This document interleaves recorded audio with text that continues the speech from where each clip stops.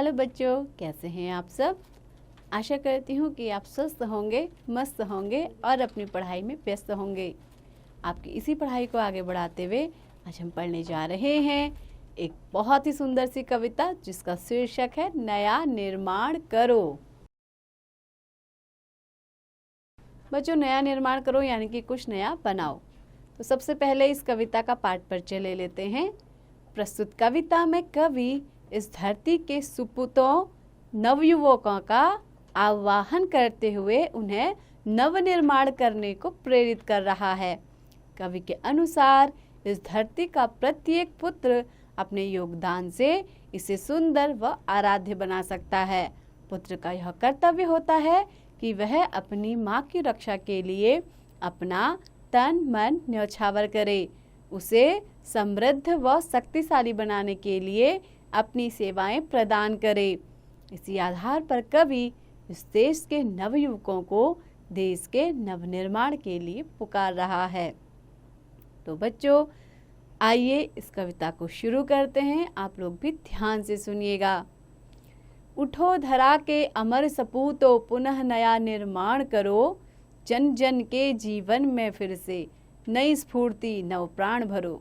तो बच्चों, कवि इन पंक्तियों में कहता है कि हे अमर सपूतों, अमर यानी कि जो क्या होते हैं, अमरत्व को प्राप्त करते हैं। कौन करते हैं? सपूत यानी कि जो क्या होते हैं, अच्छे पुत्र होते हैं।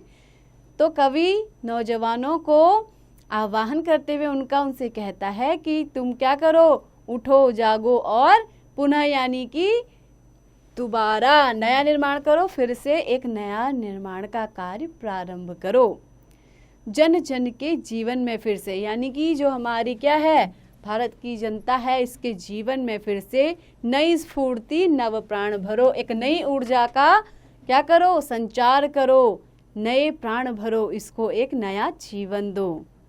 नया प्रातः है, नई बात है, नई किरण है, ज्योति नई, नई उमंगे, नई तरंगे, नई आस है, सांस नई। तो कवि कह रहा है नया प्रात यानी कि नई सुबह है। इसीलिए जब आप उठते हैं नई सुबह में तो क्या होती है, एक नई बात होती है। आप उस दिन से अपनी दिनचर्या शुरू करते हैं तो एक क्या होता है, अलग ही दिन शुरू होता है। नई किरण ज्योति नई, क्योंकि प्रातःकाल क्या है, जब सूरज की किरण आती है तो क्या होती है, एक नई किरण होती है और उसका प्रकाश भी नया होता है। ज्योति यानी कि प्रकाश। कई उमंगे नई तरंगे, कैसी हैं? जो उमंग है वो कैसी उमंगों को लेकर के आती है? क्या पुरानी उमंगों को लाती है? नहीं, जो नई किरण होती है वो नई उमंगों को लाती है और नई तरंगों को पैदा करती है। नई आस है यानी कि क्या है, नई नई आशाएं हैं। और सांस नई क्या है, संपूर्ण जितनी भी धरती के लोगों क्या करते हैं, नए सुबह जब प्रातःकाल उठते हैं तो एक नया जीवन जैसे अपनाते हैं, तो उनकी सांस क्या है, जैसे अभी नई नई हो। युग युग के मुरझे सुमनों में नई नई मुस्कान भरो। उठो धरा के अमर सपूतों, पुनः नया निर्माण करो। तो कवि क्या कह रहा है कि युग युग के मुरझे सुमनों में, जो कई युगों से मुरझा गए हैं ऐसे सुमन, सुमन यानी कि फूल, उनमें तुम क्या करो, एक नई मुस्कान भरो। उठो धरा के अमर सपूतों, पुनः नया निर्माण करो। हे इस धरा के वीरत्व को प्राप्त नौजवानों, उठो और एक नए निर्माण का कार्य आरंभ करो। डाल डाल पर बैठ विहग, कुछ नए स्वरों में गाते हैं। गुनगुन गुनगुन करते भंवरे, मस्त हुए मंडराते हैं। तो कवि क्या कह रहा है, डाल डाल पर बैठ विहग, विहग यानी कि पक्षी, कुछ नए स्वरों में गाते हैं। अब आपने देखा होगा कि क्या, जैसे प्रातःकाल हो जाती है तो पक्षी क्या है, डाल डाल पर बदल बदल कर अनेक डालों में बैठ करके कुछ नए स्वरों में गाते हैं, नए नए गीत गुनगुनाते हैं। और भौरे क्या करते हैं, गुनगुन गुनगुन करते हुए मस्ती में मंडराते हैं। इसके साथ ही क्या है, फूलों के खिलने से भौरे उनके ऊपर गुंजार करते हैं और इस तरह एक फूल से दूसरे फूल तक मंडराते रहते हैं। नवयुग की नूतन वीणा में नया राग नव गान भरो। उठो धरा के अमर सपूतों, पुनः नया निर्माण करो। तो कवि इन पंक्तियों में कहता है कि नव युग की नूतन वीणा, नूतन यानी कि नई, इस नए युग की नई वीणा में तुम क्या भरो, नया राग भरो, नवगान भरो, नए नए गीत को भरो। उठो धरा के अमर सपूतो, पुनः नया निर्माण करो। हे इस धरा के अमर सपूतो, इस धरती के अमृत को प्राप्त करने वाले वीर सपूतो, उठो और पुनः एक नए निर्माण का कार्य आरंभ करो। कली कली खिल रही इधर, वह फूल फूल मुस्काया है।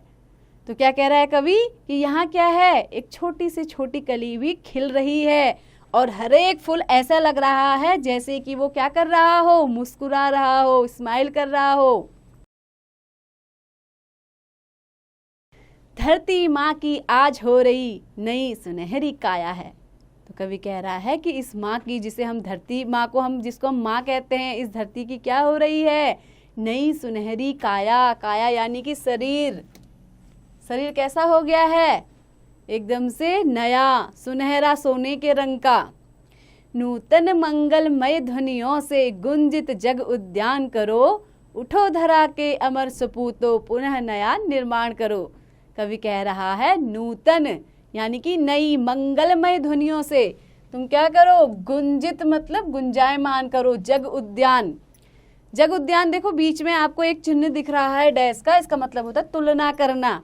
तो क्या कह रहा है, वो किसकी तुलना कर रहा है, जग की, इस संसार की तुलना एक बगीचे से कर रहा है।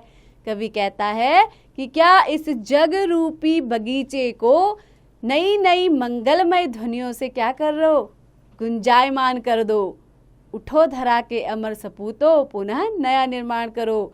हे इस धरती के अमृत को प्राप्त करने वाले इस वीर सपूतो, आओ फिर से पुनः इस धरती का नया निर्माण करो। सरस्वती का पावन मंदिर, यह संपत्ति तुम्हारी है। तुम में से हर बालक इसका रक्षक और पुजारी है।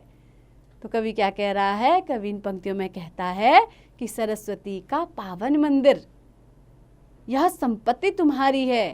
ये जो देश है हमारा क्या है, सरस्वती का पावन मंदिर। इसका कहने का अर्थ है कि इस देश में इतने ज्ञानी लोग हुए हैं, इतने ज्ञानी हुए हैं, यानी कि इस धरती पर, इस भारत भूमि पर क्या है, सरस्वती माँ की कृपा है। उनका यहाँ मंदिर शोभायमान है और यह सब क्या है, तुम्हारी ही तो संपत्ति है।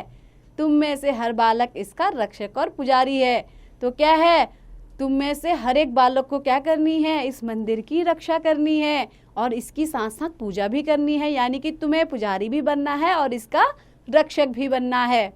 शत शत दीपक जला ज्ञान के, नवयुग का आह्वान करो।